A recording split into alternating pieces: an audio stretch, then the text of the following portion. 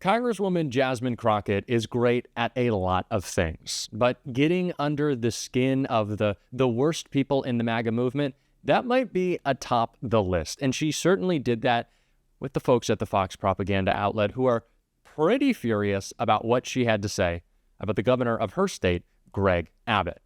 And as Jasmine Crockett always does, she clapped back at him in a clip and a beautiful takedown that we are going to get into. But before we do, if I could quickly ask you to leave a like on this video. And if you haven't already and you enjoy our channel, to hit that subscribe button. It goes a long way and it really does mean a lot to me. And before we can get into Jasmine Crockett's response, of course, I want to play the two clips that led to that response. First, her takedown of Abbott, and then Fox's response. We in these hot ass Texas streets, honey.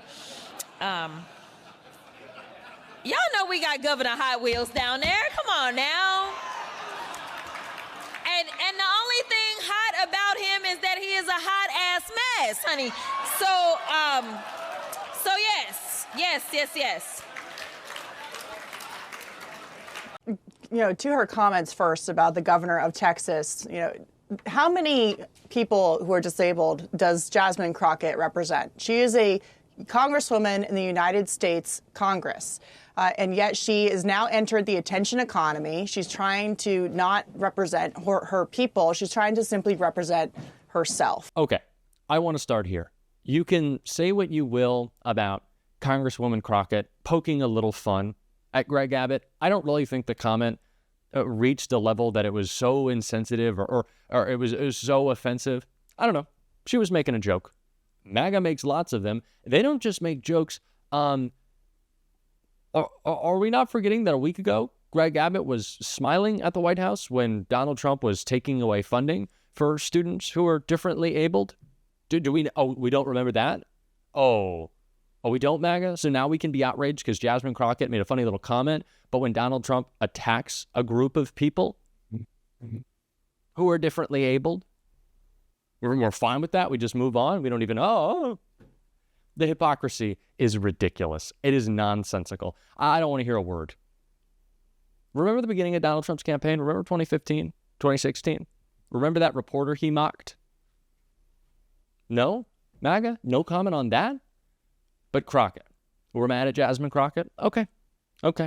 Well, if you're going to get mad at Jasmine Crockett, you're going to have to hear from her. And they certainly did. It should not be surprising that the president is doing everything possible to make it more difficult for the media to hold him accountable and for the public to be informed about his reckless and illegal behavior. Yet here we are. The Republicans have actually organized this goofy hearing to try to convince the American people that PBS and NPR are, quote, domestic terrorists or domestic threats, my apologies, not the incompetent, unqualified Secretary of Defense who's texting war plans to journalists.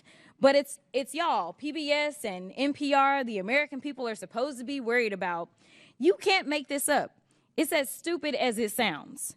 The American people should be worried about the president threatening to investigate NBC for treason for reporting on his felony convictions, or arresting reporters and stripping networks of their licenses for not saying nice things about him or not using Gulf of America.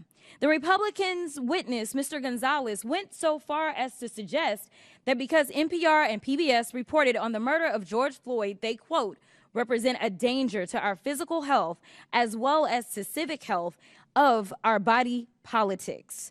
Ms. Mayor, do you think reporting on the murder of George Floyd and highlighting instances of systemic racism is a domestic threat to America? Thank you, Congresswoman. I believe it's our responsibility to report on all issues of interest to the American public. Thank you so much. Ms. Kerger, what about you? I agree. I think it's important for us to report on the important news of the day. So let's talk about the critical role of public media.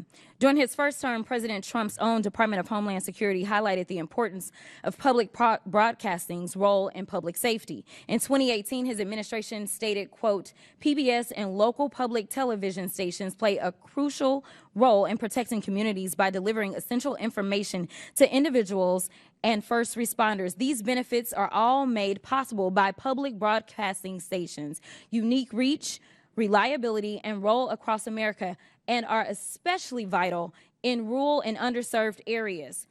Madam Chairwoman, I would ask unanimous consent. I seek unanimous consent to enter into the record the 2018 Without report. objection, so ordered. And Madam Chair, I also seek unanimous consent to enter into the record the 2019 report titled Modernizing the Nation's Public Alert and Warning System from Trump's. Without objection, so ordered. In the report, FEMA encouraged, quote, the use of public broadcast capabilities to expand alert, warning, and communication capabilities to fill gaps in rural and underserved areas. Mr. Ullman, what's a more significant domestic threat, reporting the murder of George Floyd or dismantling most of America's emergency communication systems? Can you please repeat the question for me, Congresswoman? Which one is more of a threat, reporting the murder of George Floyd or dismantling most of America's emergency communication systems? Dismantling the emergency systems. And isn't it true that in Barrow, Alaska is the only, isn't it true that KBRW-AM in Barrow, Alaska is the only broadcast service available in an area of more than 90,000 square miles? That is correct. It's also the North Slope, where the majority of all the oil production that comes from Alaska takes place. Thank you so much. And isn't it true that without these stations' broadcast, Americans in rural communities would lack access to life-saving information and public safety alerts? That is correct. So in your opinion, would eliminating funding for stations in rural America like WNGH, Channel 18, and the Chairwoman's District hurt Americans? It would hurt Americans, yes. In fact, Georgia Public Broadcasting serves as the official distributor of evacuation route information during state-ordered evacuations, and the chairwoman is here advocating to strip their funding. Look, the DOGE agenda isn't about government efficiency. It's about breeding corruption at the expense of the safety of the American people, particularly Americans living in rural or remote parts of the country. They don't care about public safety. They don't care about emergency management, and they don't care about free speech, all of which are harming American people. In fact, I'm going to skip off real quick because they have tried to come for you, Ms. Mayor, and I just want to clarify, you did not work for NPR when those statements were made, did you? That is correct, Madam And to Chair. be clear, free speech is not about whatever it is that y'all want somebody to say. And the idea that you want to shut down everybody that is not Fox News is bullshit. We need to stop playing because that's what y'all are doing in here. You don't want to hear the opinions of anybody else. And the Constitution says Congress shall make no law respecting or establishing of religion or prohibiting the free exercise thereof or abridging the The gentlewoman's time has or expired. press. The gentlewoman's time has expired. Calling them out and making it very clear that the only type of media, the only type of quote unquote, I'm not even going to call it this because they're not, but press that Donald Trump and the rest of MAGA wants is Fox, which really should make you sad if you're a Fox viewer that the political party that you support also only wants the media that you watch. Isn't that kind of an indictment that you're in a cult and they all just fall in line?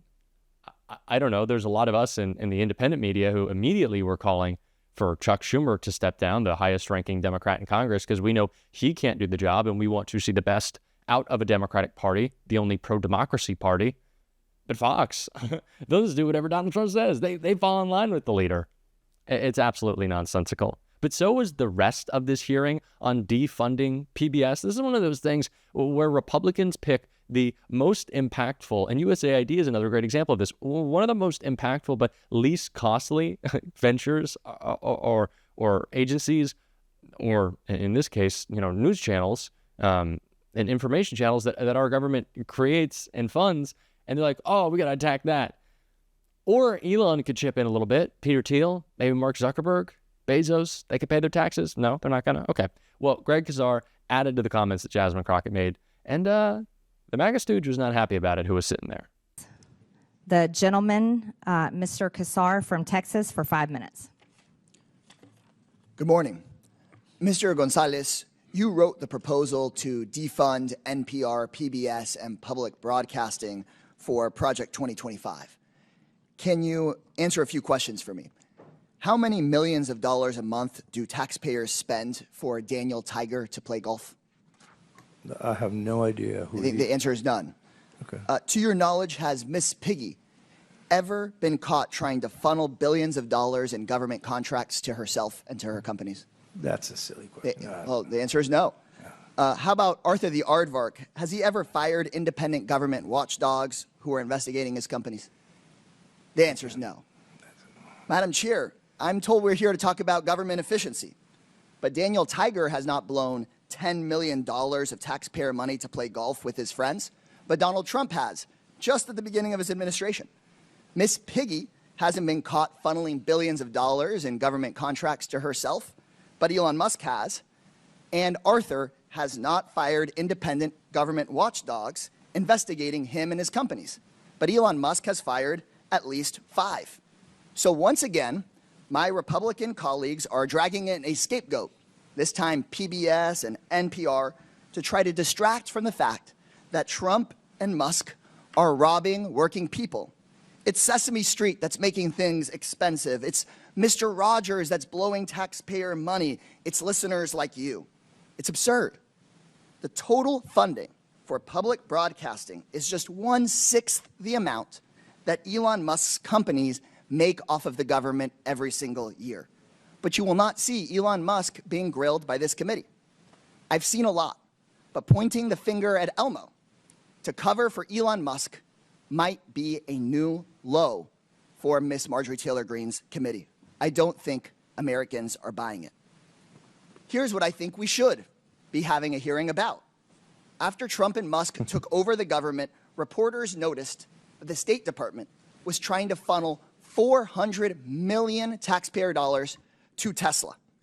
The State Department said it's an old contract, no news here. But because of a brave whistleblower and an NPR reporter, they exposed the corruption and the lies. Madam Chairwoman, if we want to look into waste, fraud, and abuse, why not look into that? Elon Musk, who's running cabinet meetings, who's running the White House, was trying to funnel money to himself. So let's stop investigating Cookie Monster and start investigating how the Trump administration lied about this and was trying to funnel money to their biggest political supporter. Maybe you're trying to defund NPR because they expose this kind of corruption. Absolutely just outlandish that this is what we're spending our time doing. And the Miss Piggy defrauding the government bit, I think we've all lost it a little. Not lost it a little bit. I think we're all just kind of fed up. I have slept about 7 hours. I've been back and forth. You might have seen with some of my interviews from DC and New York. Past 2 days, about 7 hours of sleep. I'm exhausted. I'm tired of these people. It's clear that Greg Kazar is as well, because he's just fed up. He's just going to have fun with it and calling out how ridiculous they are. And we should do our best to as well. And if you want to support that and the independent media outlet that is this channel, as always, you can hit that subscribe button, leave a like on this video, and if you stuck around to the end, you can drop a blue heart in the comments. Until next time, I'll see you soon.